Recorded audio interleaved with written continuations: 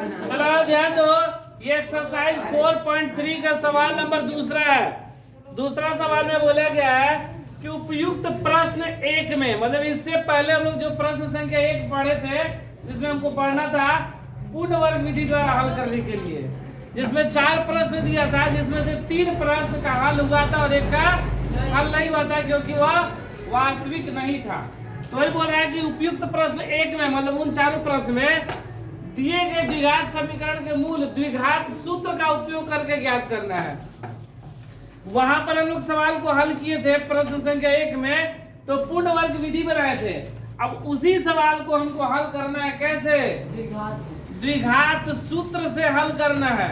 मतलब फिर से हम लोग चारों को हल करेंगे द्विघात सूत्र से। अगर मूल अस्तित्व में रहा तो a बराबर 2, b बराबर -7, c बराबर 3, तो d बराबर b स्क्वायर -4ac, -7 का स्क्वायर -4 इंटू a का मान 2 और c का मान 3, 7 7 49 माइनस 7 का 49 में से 24 गया 25।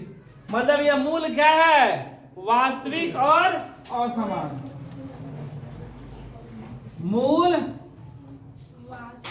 वास्तविक तथा असमान है, असमान है, मूल वास्तविक तथा असमान है।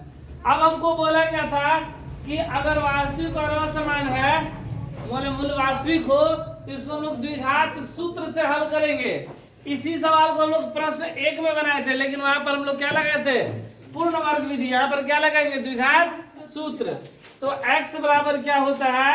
-b प्लस माइनस √d बटा में 2a, b का मान -7 प्लस माइनस √d का मान बटा में 2 इंटू a का मान 2, माइनस माइनस प्लस माइनस 25 को बाहर निकालेंगे तो बटा में 2 दूना 4। इसलिए अल्फा बराबर एक बार 7 प्लस 5 बटा में 4 और बीटा बराबर 7 माइनस 5 बटा में 4।